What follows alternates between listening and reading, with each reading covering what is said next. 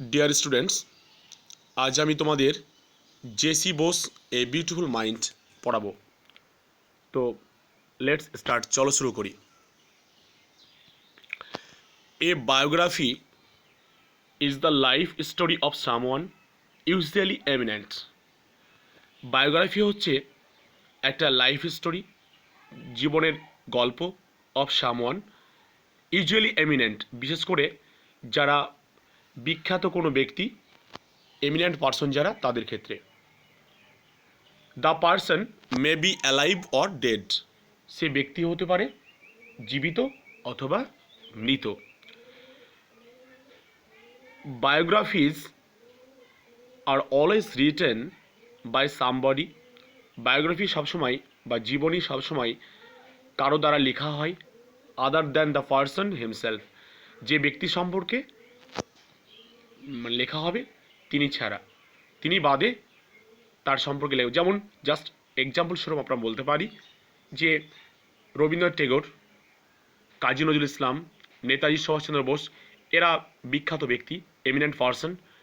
এই ব্যক্তিদের সম্পর্কে যখন আমরা লিখতে যাব কোনো বায়োগ্রাফি, তখন তার সম্পর্কে কিন্তু তিনি নিজে লিখবেন না, রবীন্দ্রনাথ নিজে লিখবেন না, বা নজরুল নিজে লিখবেন না। তার সম্পর্কে যখন আমরা লিখব, কেউ কোনো একজন অন্য ব্যক্তি লিখবে, থার্ড পার্সন, তখন সেক্ষেত্রে সেটা বায়োগ্রাফি হয়। এটাই বলা হচ্ছে।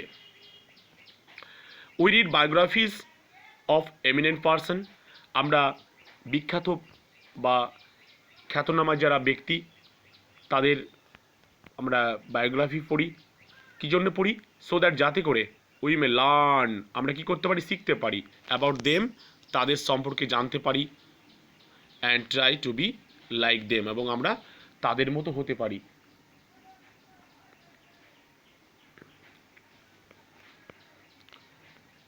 এবার আমরা ইউনিট 1-এর মূল টেক্সটই পড়ব, লাইন বাই লাইন অনুবাদ করে, বাংলায় অনুবাদ করে পড়ব আমরা। তো চলো। হিস্ট্রিক্যালি ইন 1895, ঐতিহাসিক দিক থেকে 1895 সালে India was under the British rule, Bharat British শাসনের অধীনে ছিল। এ একটা ইতিহাস। এ ডিফারেন্ট হিস্ট্রি, এবার আলাদা একটা ইতিহাস হচ্ছে, ওয়াজ মেড, সেটা তৈরি হয়েছিল দ্যাট ইয়ার, ওই বছরই, দ্যাট ইয়ার বলতে ওই বছরই, সেই যে 1895 সাল, সে 1895 সালটাকেই বোঝানো হয়েছে, 1895 সালকেই বোঝানো হয়েছে দ্যাট ইয়ার বলতে। কি হয়েছিল? At the town hall in Calcutta, কলকাতার টাউন হলে একটা আলাদা ইতিহাস রচিত হয়েছিল।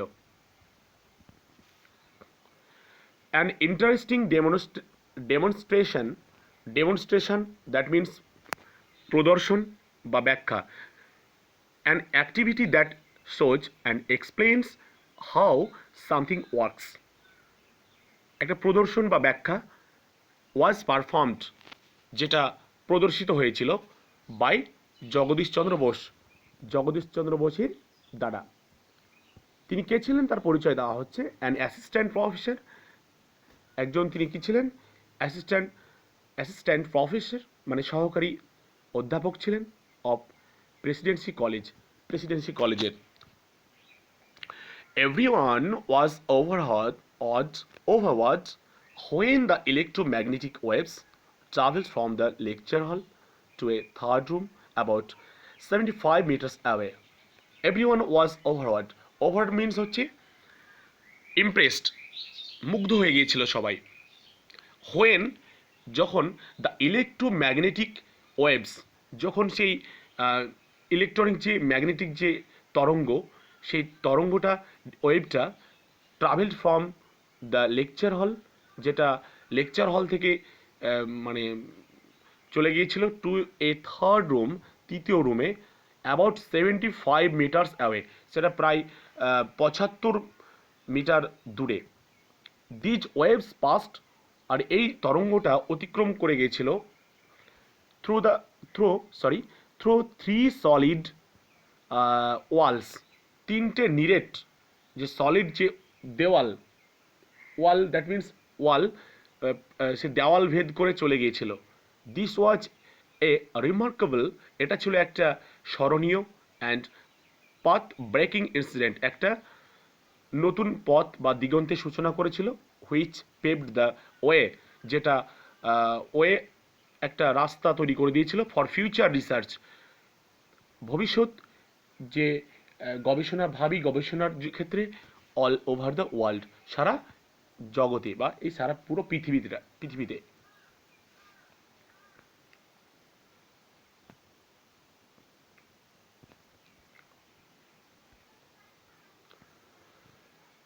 Born on 13th November 1858, Bose Jagadish Chandra Bose জন্মেছিলেন 1858 খ্রিস্টাব্দের 30শে নভেম্বর অ্যাট বিক্রমপুরে, now Munshiganj district of Bangladesh.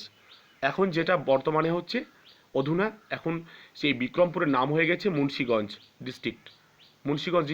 সেটা এখন বর্তমানে বাংলাদেশে অবস্থিত। Jagadish Chandra Bose was a man of diverse talents. Jagadish Chandra Bose ছিলেন একজন বহুমুখী ট্যালেন্ট বা প্রতিভা সম্পন্ন ব্যক্তিত্ব।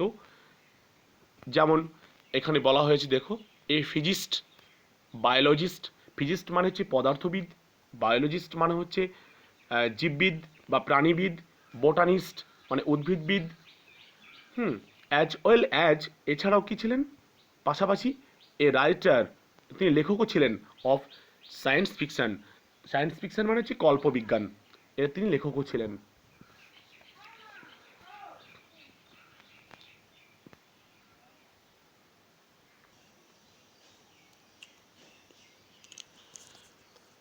হিজ ফাদার, তার বাবা ভগবান চন্দ্র বোস, তার বাবার নাম ছিল ভগবান চন্দ্র বোস।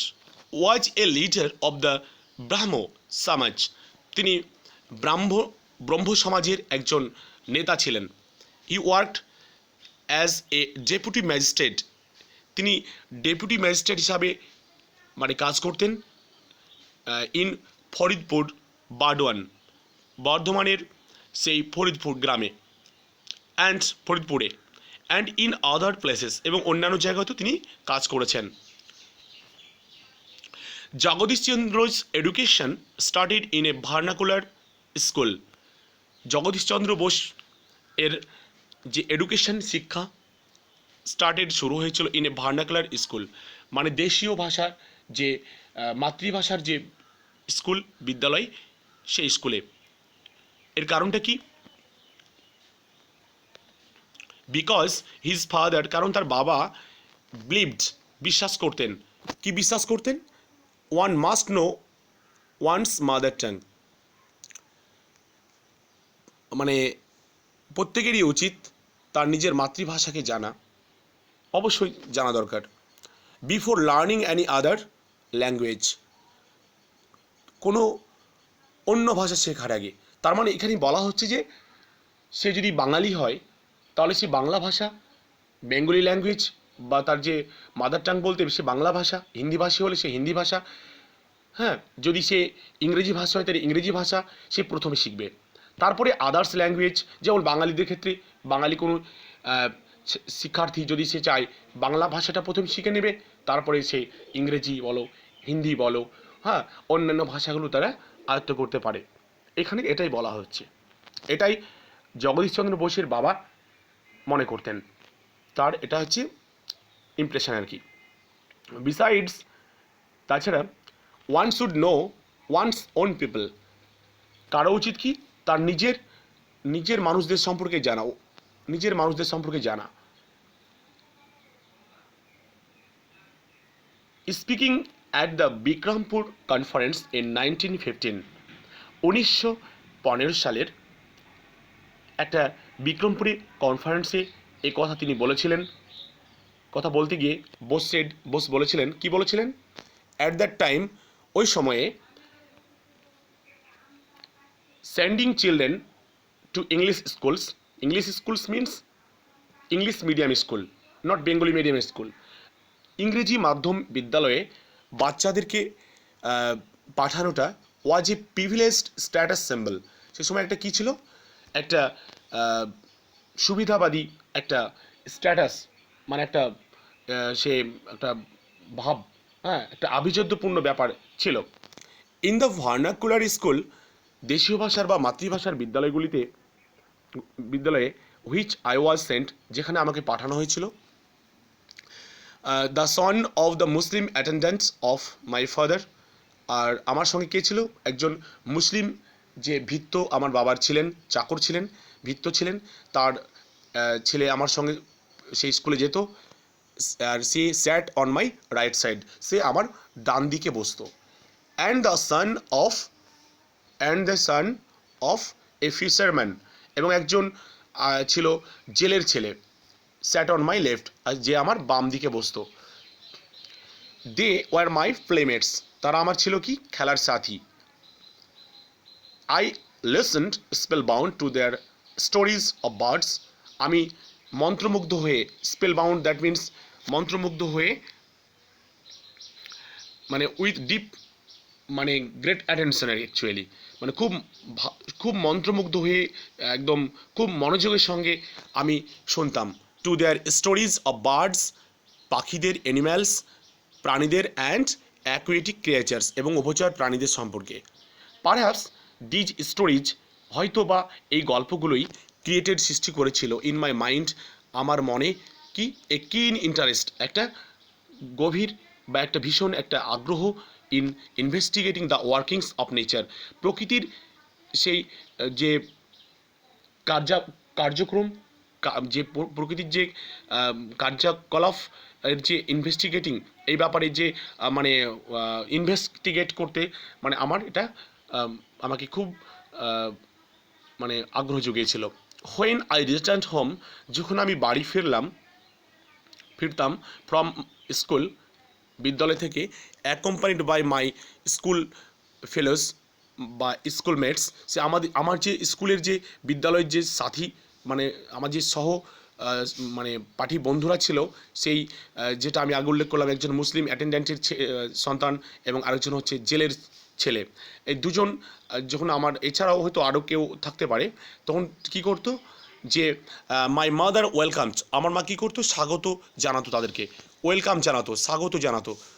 অ্যান্ড ফেড, এবং খেতে দিত, অল অফ আস, আমাদের সবাইকে, উইদাউট কি, ডিসক্রিমিনেশন, মানে কোনো রকমের বাছবিচার না করে, কোনো রকমের বাছবিচার না করেই, বা ভেদাভেদ বা বৈষম্য, যে না ও হিন্দুর ছেলে, ও মানে মুচি মেথরের ছেলে বা নিচু জাতির ছেলে, বা এরকম কিছু নয়, যেটা হিন্দু ধর্মে এখনও বর্তমানে রয়ে গেছে এরকম আর কি। তবে সবার ক্ষেত্রেই সব হিন্দুরা এটা মানে অ্যাকসেপ্ট করে না।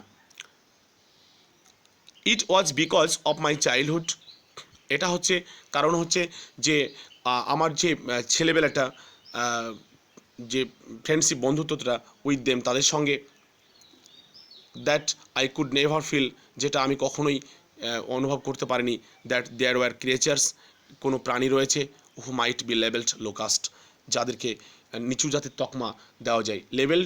লেভেলড মিনস তকমা দেওয়া, কাউর লেভেল এটা দেওয়া, যে এরা নিচু জাত, এরা উঁচু জাত, এরকমটা আমি ফিল করিনি কখনোই। আই নেভার রিয়ালাইজড, আমি কখনই মানে বুঝে উঠতে পারিনি, যে কি বুঝতে পারিনি, there existed a problem common to the two communities, দুটো সম্প্রদায়ের মধ্যে একটা সাধারণ সমস্যা রয়েছে। সেটা সম্প্রদায়গুলো কী কী, একটা হচ্ছে হিন্দুস অ্যান্ড মুসলিমস, হিন্দু এবং মুসলিম, এই দুই সম্প্রদায়ের মধ্যে একটা যে কমন, যে সাধারণ যে সমস্যা রয়েছে, সেটা আমি কখনোই একটা বুঝতে পারিনি, যেটা বর্তমান ভারতবর্ষের প্রেক্ষাপটে তোমরা দেখতে পাবে বা লক্ষ্য করবে, যে দেখবে যে বর্তমানে কমিউনাল যে মনোভাবাপন্ন দিকটা এখনও কিন্তু খুব তীব্র আকার ভারতবর্ষে ধারণ করেছে, যেটা আমাদের উচিত হিন্দু মুসলিম সকলকেই পাশাপাশি সহাবস্থান করা, এবং সকলে আমাদের ভালোবেসে একত্রিত হয়ে আমাদের বসবাস করা উচিত। তবে আমাদের ভারতবর্ষ সুন্দর হবে এবং আমরা শান্তিপূর্ণভাবে বসবাস করতে পারব। ঠিক যেভাবে জেসি বোস, তিনি তার বন্ধুদের সঙ্গে তার যে কমিউনাল যে ব্যাপারটাকে কোনো রকমের মনোভাবাপন্ন ভাবনা রেখেই তারা চলতো, ঠিক সেরকম ভাবে চললে আমাদের শান্তিপূর্ণভাবে আমরা সবাই সহাবস্থান করতে পারবো। ইন 1869 1869 সালে বোস জয়েন্ট হ্যারি স্কুলে বোস যোগদান করেছিলেন, অ্যান্ড 6 ইয়ার্স ল্যাটার, 6 বছর পরে he admitted to Saint Xavier's school. তিনি তাকে ভর্তি করা হয়েছিল সেন্ট জেভিয়ার্স স্কুলে ইন ক্যালকাটা, কলকাতাতে। He passed the entrance examination, তিনি প্রবেশিকা পরীক্ষায় পাস করেছিলেন, and joined Saint Xavier's college of Calcutta, কলকাতার সেন্ট জেভিয়ার্স কলেজে তিনি যোগদান করেছিলেন। ইট ওয়াজ হেয়ার, এখানেই, that he came in contact, তিনি সান্নিধ্যে এসেছিলেন with Jesuit father Eugene Lafont, Jesuit father Eugene ল্যাফোর সান্নিধ্যে তিনি এসেছিলেন। হু প্লেড এ সিগনিফিক্যান্ট রোল, যিনি একটা গুরুত্বপূর্ণ ভূমিকা পালন করেছিলেন ইন ডেভেলপিং হিজ ইন্টারেস্ট, তার যে আগ্রহ, তার যে মানে ইন ন্যাচারাল সায়েন্স, প্রাকৃতিক বিজ্ঞানে তার একটা আগ্রহ তিনি জাগিয়েছিলেন। Later Bose went to England, পরবর্তীতে বোস ইংল্যান্ডে গিয়েছিলেন, and secured admission in Christ college, কেমব্রিজের ক্রাইস্ট কলেজ, মানে সেই ক্রাইস্ট কলেজে, যীশুখ্রিস্ট নামক যে কলেজ, সেই কলেজে তিনি অ্যাডমিশন গ্রহণ করেছিলেন টু স্টাডি ন্যাচারাল সায়েন্স বা প্রকৃতি বিজ্ঞান নিয়ে পড়ার জন্যে। ইন 1884 খ্রিস্টাব্দে he received the natural science tripos, তিনি প্রাকৃতিক বিজ্ঞান যে ডিগ্রি, তিনি সেটা ট্রাইফাস, সেটা ডিগ্রিটা তিনি লাভ করেছিলেন from the university of Cambridge university থেকে, and a BSc degree from the university of London university থেকে, লন্ডন বিশ্ববিদ্যালয় থেকে তিনি বিএসসি ডিগ্রি লাভ করেছিলেন। The following year Bose joined Presidency college as officiating professor of physics. তারপরে কী করলেন, তারপরে বছরই তিনি বোস জয়েন করেছিলেন প্রেসিডেন্সি কলেজে একজন প্রফেসর হিসাবে, ফিজিক্স মানে পদার্থবিজ্ঞানের। But he was not provided facilities of research, কিন্তু তাকে রিসার্চ বা গবেষণা করার জন্য কোনো রকমের সুযোগ সুবিধা দেওয়া হয়েছিল না। হি ওয়াজ অলসো অফার্ড, তাকে দেওয়া হতো কি লোয়ার স্যালারি, মানে কম বেতন দেওয়া হতো দ্যান হিজ ইউরোপিয়ান কলিগস, যারা ইউরোপিয়ান যারা কলিগ ছিল, সহকর্মী ছিল, তার সঙ্গে যারা পড়াতেন তাদেরকে বেশি স্যালারি দেওয়া হতো, আর তাকে তাদের থেকে কম স্যালারি দেওয়া হতো, এটাই বলা হচ্ছে। Bose had a remarkable sense, বোসের একটা অফ সেলফ রেসপেক্ট, তার নিজস্ব একটা খুব উল্লেখযোগ্য বা মানে তার একটা আত্মমর্যাদা, সেলফ রেসপেক্ট ছিল, অ্যান্ড এ ন্যাশনাল প্রাইড, এবং তার একটা জাতীয় বা একটা গর্ব তার মধ্যে কাজ করতো। দেয়ারফোর, অতএব সে কী করলো, as a sign of protest, এই প্রতিবাদে, যে সেই প্রতিবাদটা কী নিয়ে, যে তার ইউরোপিয়ান কলিগদেরকে বেশি বেতন এবং তাকে একই পরিশ্রম করা হয়, একইভাবে ক্লাস নেয়, সে কলেজে স্টুডেন্টদের পড়ানো হয়, সেখানে কম বেতন দেওয়া হয়, এর প্রতিবাদ জানিয়ে তিনি কী করলেন, হি কন্টিনিউড, তিনি চালিয়ে গেলেন হিজ টিচিং, তার যে টিচিং অ্যাসাইনমেন্ট, তার যে পড়াশোনার কাজ বা দায়িত্ব, রেসপন্সিবিলিটি, যে teaching responsibility, that means actually পড়াশোনা তিনি চালিয়ে গেলেন ফর 3 ইয়ার্স, একদম 3 বছর ধরে, পুরো 3 বছর ধরে, উইদাউট অ্যাকসেপ্টিং হিজ স্যালারি, তিনি কোনো বেতন না নিয়েই পড়িয়ে গেলেন। ফাইনালি শেষমেশ কী হলো, the director of public instruction and the principal, তার মানে কি বোঝাচ্ছে, যে শেষমেশ সেই পাবলিক ইনস্ট্রাকশন এর যে ডিরেক্টর, পরিচালক এবং প্রিন্সিপাল, অফার্ড হিম, তাকে উভয়ই তাকে কী করলো, একটা মানে প্রস্তাব রাখলো, কী জন্যে, এই পার্মানেন্ট টিচিং পোস্ট, একটা স্থায়ী মানে শিক্ষা পড়ানোর জন্য যে একটা পোস্ট, মানে শিক্ষকতার জন্য, সেটা তাকে দেওয়া হলো। এবার তিনি সেই মর্যাদা তিনি পেলেন, যেটা তিনি আগে পেয়েছিলেন না, তাকে কম স্যালারি দেওয়া হতো, ইউরোপিয়ানদের মানে সে কলিগদের থেকে, সহকর্মীদের থেকে তিনি সেই মর্যাদাটা 3 বছর পরে পেয়েছিলেন। তো প্রিয় শিক্ষার্থীরা, আশা করি তোমাদের টেক্সটটি বুঝতে কোনো অসুবিধা হবে না। তো তোমাদেরকে বেশ কিছু এখানে ওয়ার্ড নেস্ট দেখতে পাচ্ছ, ওয়ার্ড নেস্ট যেমন ডেমনস্ট্রেশন, এগুলো খুব মোস্ট ইম্পর্ট্যান্ট ডিফিকাল্ট ওয়ার্ড। তোমরা একটু বাংলা মানেগুলো মনে রাখবে এবং আমি বলে দিচ্ছি। ডেমনস্ট্রেশন মানে হচ্ছে ব্যাখ্যা বা প্রদর্শন, an activity that shows and explains how something works. Overwatch means impressed, impressed মানে মুগ্ধ হওয়া। পেভড মানে বাঁধানো, created a situation in which something can happen. Diverse মানে হচ্ছে বহুমুখী, অফ ভেরিয়াস কাইন্ডস মানে বিচিত্র। স্পেলবাউন্ড, স্পেলবাউন্ড মানে হচ্ছে মন্ত্রমুগ্ধ বা জাদুমুগ্ধ হয়ে। Attention completely held by what the person is listening to and watching, মানে কোনো কিছু শোনা বা দেখার সময় খুব মানে গভীরভাবে মনোযোগ দিয়ে থাকা, মানে কোনো দিকে নড়চড় না করা, পুরোপুরি সেই দিকে মনোযোগ দিয়ে গভীরভাবে, সেটাকে বলা হচ্ছে স্পেলবাউন্ড। ডিসক্রিমিনেশন মানে হচ্ছে বাছবিচার, ভেদাভেদ, যাকে বৈষম্য বলি, inequality, practice of treating somebody less fairly than others. Okay, তো আজকে এই পর্যন্তই। সবাই ভালো থেকো, সুস্থ থেকো।